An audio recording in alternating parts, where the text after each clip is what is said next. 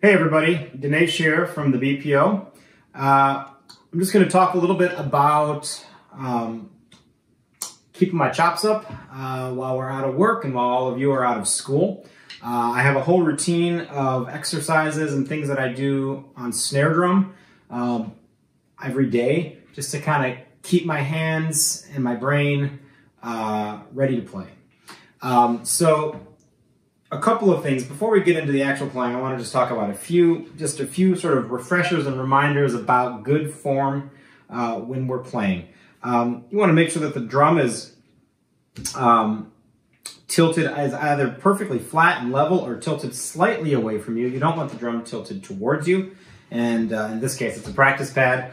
And then when you stand at the drum, you want to stand fairly close, and you want to play across the drum. You don't want to play it on the side of the drum that is towards you. You want to play across the head, and you don't want to play in the dead center of the drum. You want to find the center and the edge, and then about halfway between those two spots should be your general purpose playing spot.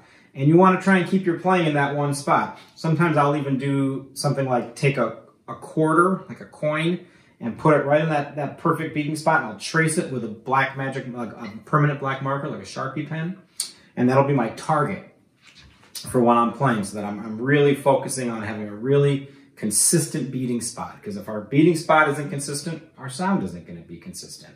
Okay. In terms of hand and stick position, make sure that your hands, the way I hold the sticks is that my fulcrum is between the pad of my thumb and the first joint of my index finger, and my back fingers loosely wrap around the stick, and I've got a nice, soft, relaxed grip.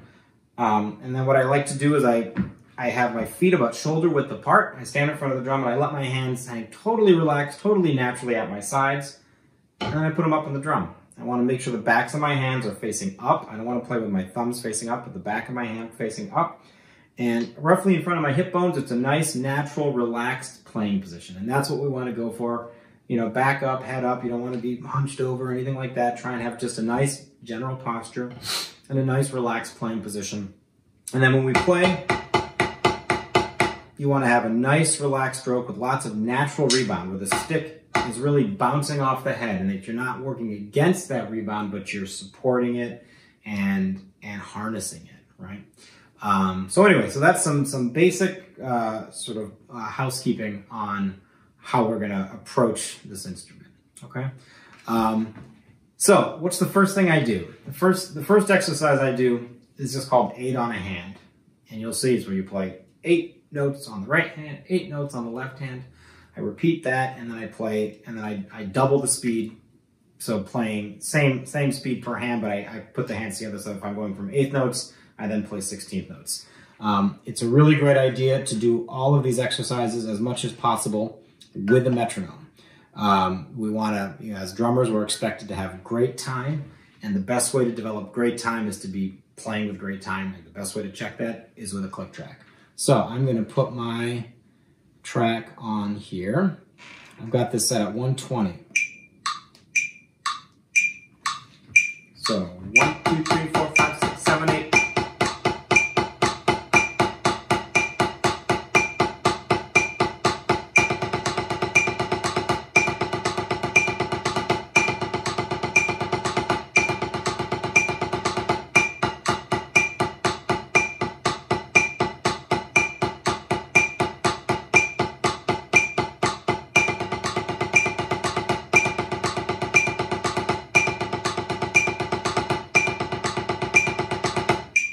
So that's 8 on a hand, and I'm just trying to stay as loose and fluid as possible, really getting those hands moving. It's a great way to kind of get the blood flowing. And then you can, start out slower if you need to. You want everything to be really even right with the metronome, and then gradually increase your speed, get it faster and faster. So the next exercise after we do our 8 on a hand is I dive into sort of the most standard rudiment that we play, which is paradiddles. And I have an exercise that I do that sort of combines a variety of paradiddle patterns. So the first one is technically, I think, a triple paradiddle, then a double paradiddle, and then single paradiddles. And you can hear how it sort of grids together. I think it's kind of a fun one to play. This is a really great one to play, if you find put some tunes on the radio, you know, whatever tunes you're streaming or playing on your phone. And if you have one that's the right tempo, it's really fun to play a pattern like this. Just play along with the music you're listening to. It's a great way to sort of keep things interesting and keep your hands moving. So I'm going to do it with the click track again.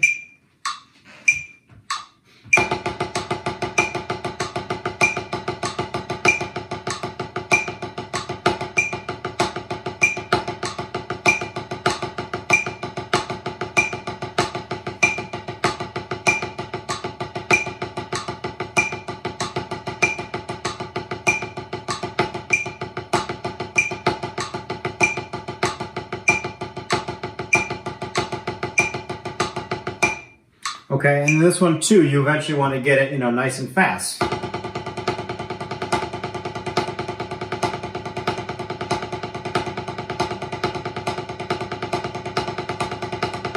And the other thing with this one is you can really lean on the accents, and you can also play non-accent. And those are two really different skills. So, and sometimes you can even just alternate it. So the first time through,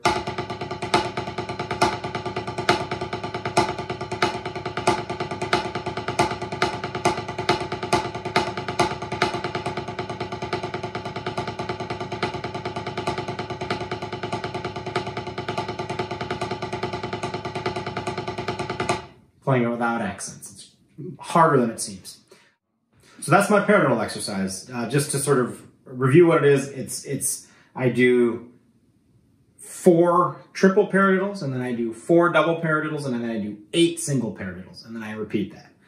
So that's my paradiddle exercise. Now, what I do is I like to go back to some single strokes, but I like to add in accenting. And this really starts to dive into more complex, technically challenging playing, where you're playing these single strokes and then you have to use your wrist and fingers to support certain strokes to bring out these accents. And so what I do, this is called an accent grid. And so I'm just going to be playing 8th notes or 16th notes, depending on how you're thinking of the meter. And first I'm doing groups of 4. So first I accent the first note of the group of 4.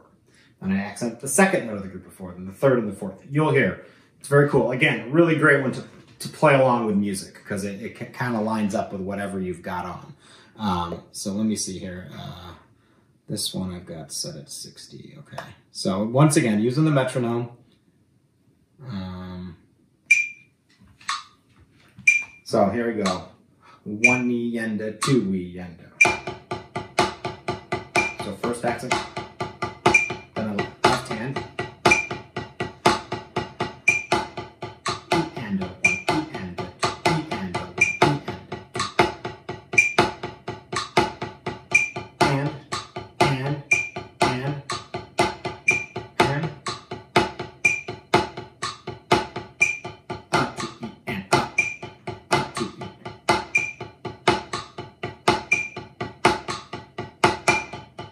To the beginning.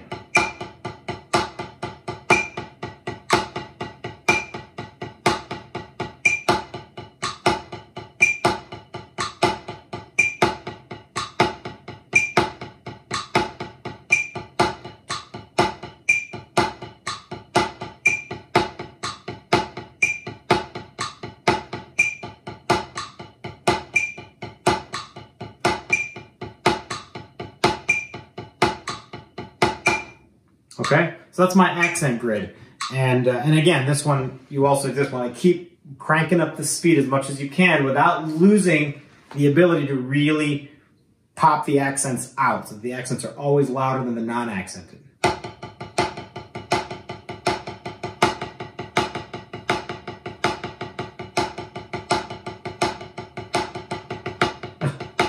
I screwed it up. All right, so. That's my next exercise. So then, after I've done a bunch of single stroke stuff between 8 on a hand, paradiddle exercises, accenting exercises, now I feel like my hands are loose and limber enough that we can start playing some rolls. And so the first thing I'm going to do is I'm just going to kind of tear through all of my open rolls, standard rudimental open rolls, 5-stroke, 7-stroke, 9-stroke, 11, 13, 15, 17. And I'm going to build up to that 17-stroke roll. And so what I'm going to be doing the whole time is playing 16th notes the whole time, and then I'm just going to work the rolls into the 16th note structure. You'll hear it.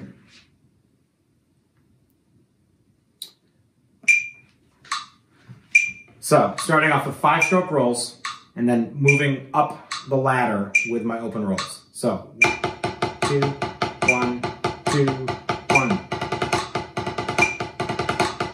1, 2, 1. Now, 7 strokes.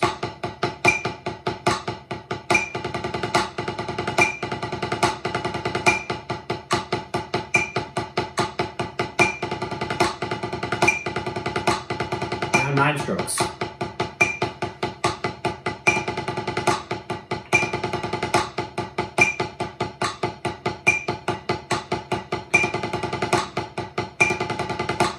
Now 11s.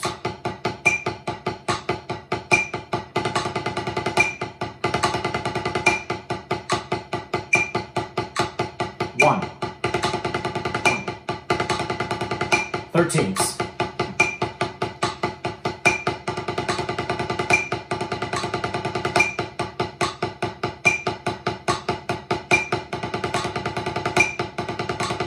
Fifteens.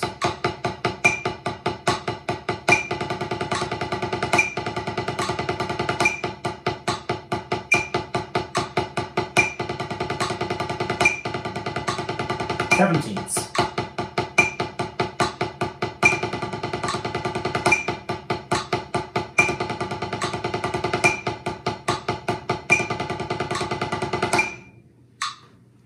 So you work up all your open stroke rolls. And again, same thing, get it faster.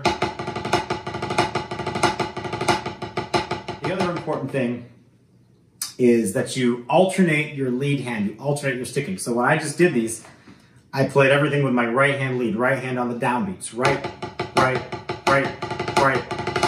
So then you have to go back and do it again with left hand lead, right, left, left.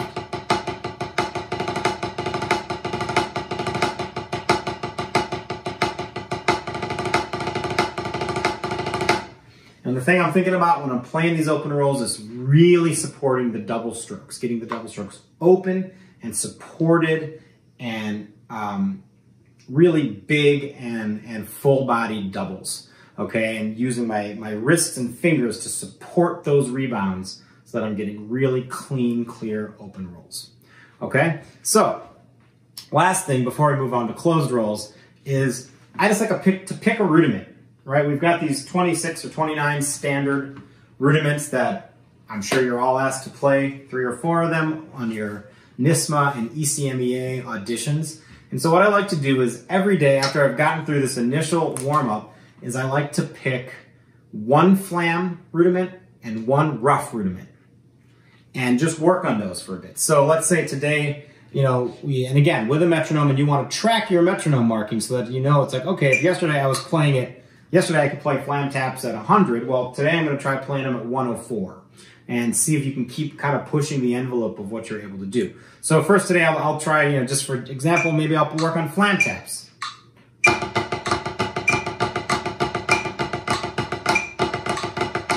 Now what I'll do in this situation is I'll improvise. I'll get creative, right? I'm not just going to play Flam taps over and over and over again. I'm going to improvise rhythms and play different patterns with Flam taps.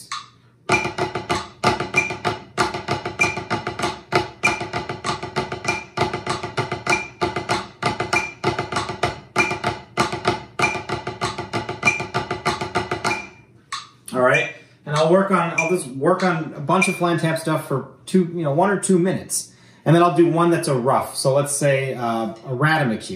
Slow this down a little bit because these are way harder.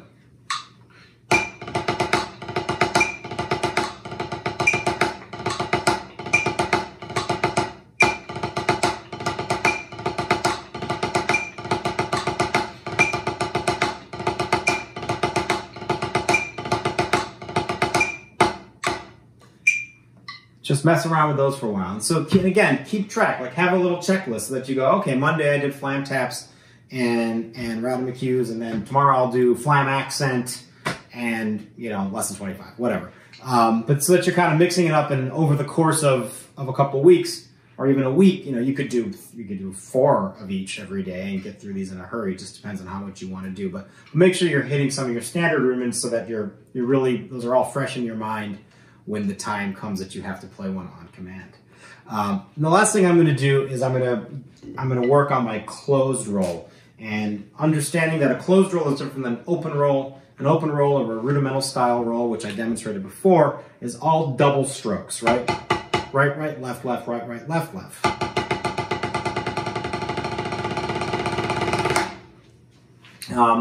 Closed roll, which is more sort of thought of in orchestral style snare drumming, is a multiple bounce roll. So instead of just 2, we're getting many bounces, excuse me, per roll stroke. Okay, and I have a real simple roll exercise, and all you need to do is get it up to speed, and I just play. And so just like with the open rolls, I'm metering this roll. I'm going to play 16th notes or triplets, and then roll over that rhythmic structure. So 1 E and a 2 E and a 1 E and a 2 E and a 1 E and a 2 E and a 1.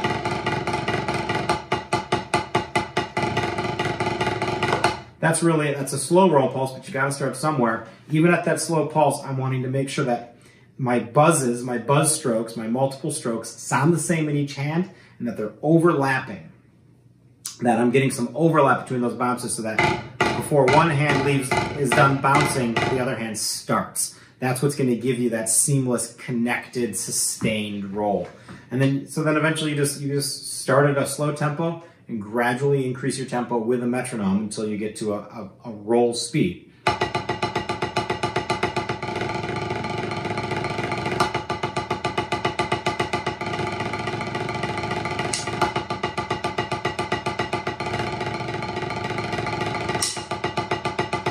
And then just like with my rudiment exercises, I'm going to get creative. I'm going to improvise. I'm going to play this thing in different ways.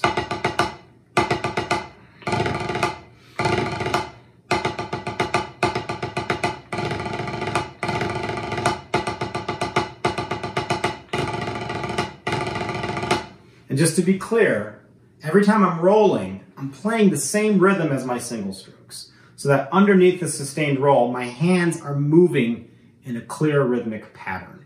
And connecting your roll to your rhythm in that way is a really important skill to develop.